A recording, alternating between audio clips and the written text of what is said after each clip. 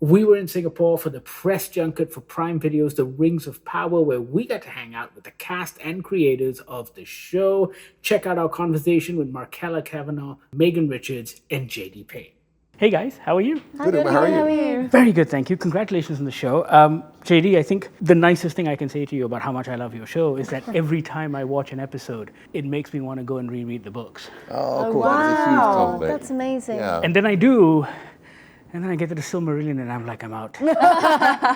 It's like Ulysses for me. I try. Every year I pick it up, I try, and then I'm just like, no, I'm out. It's worth going back to and trying again and trying again. I keep Honestly, doing it. the audiobook helped me get For the really into Silmarillion? it. For the Silmarillion. That's a good idea. It's really good. Okay, so with that in mind, my question for you is, how do you and the team capture Tolkien's voice and intent when you're coming up with the dialogue and the flow of the story?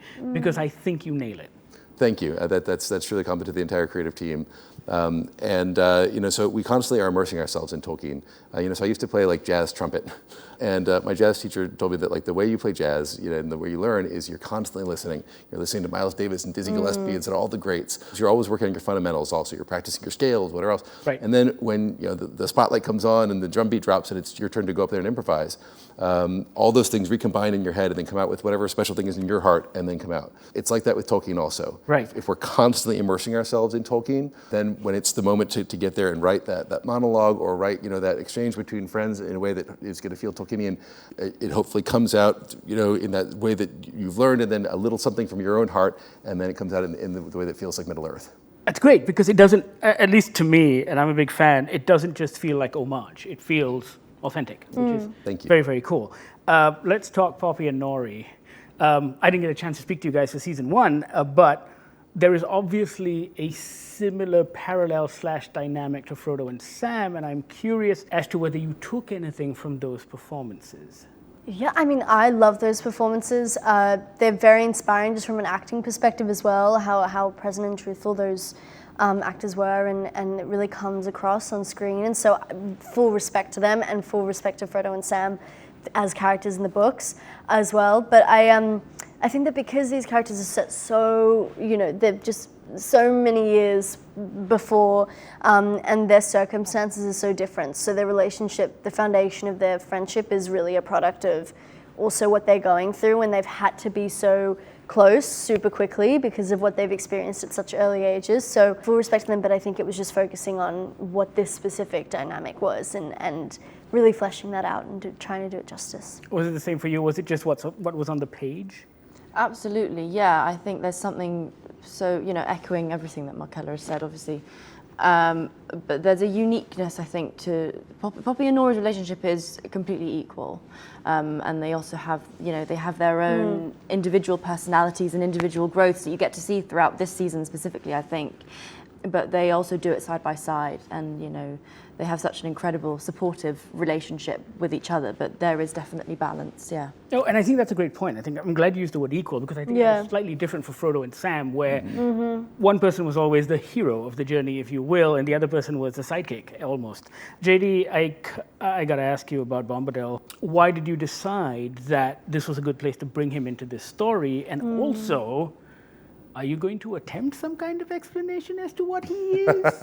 Or are you like, that's not important? So Tolkien himself was asked who Tom Bombadil was, and people have various fan theories Yes, they present, God, yes. and he declined to comment on that. So I don't think we would comment where Tolkien didn't in that particular place.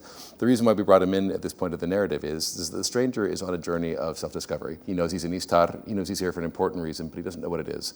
Doesn't know how to control his powers, doesn't know who he's supposed to fight, and what it's ultimately going to do in Middle Earth. Yeah. So we knew that he needed a Yoda, for lack of a better word. Right. And as we thought about who would be the right person to guide the stranger along this journey of self-discovery, Tom Bombadil leapt to the top of the list. You know what? I think I should have known that. Yeah. Yeah, but this is why you do what you do. That's great. Okay. Oh no, that's cool. Oh, very nice. I've got time for one more question. I've got a last question for you.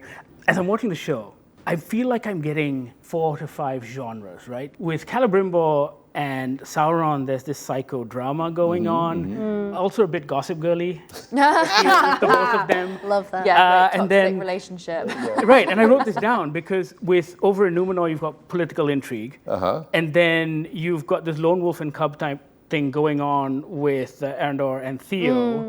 Yeah. But with you guys, I'm getting like a kung fu, like Carradine thing in the desert. Wow, interesting.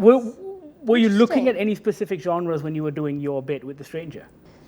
Oh, I don't think I did. I think again, it's sort of the script is written so brilliantly. So sort of staying true to the theme that the script, the narrative that the script kind of gave. And I think what's lovely about this work is that what we get to do as actors and as creatives, we get to create in a room together, and then we get to put it out into the world, and people will resonate with it in whichever way they like. So you've said that you were getting a kung fu.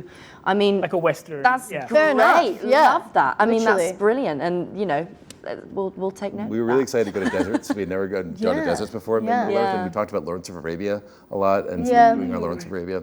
So that's some of the inspiration that kind of went into this. Yeah, It's so interesting. That's such an That's really interesting interesting. question. Yeah. Oh, good. I'm out of time. But yeah, when they show up to the well and stuff, I was getting good, the sure. bad, Yeah. going on. No, fair. Congratulations, Amazing. guys. Thank you so Thank much. you so Thank you very much. Season 2 is an absolute blast. I binged my way through all 8. Oh, you watched all eight? Oh, really? Oh, wow. They gave us all 8. So over the last 2 nights. I know we have to stop. But how are you feeling about the ending? Oh man, I am so goosebumps. Ah.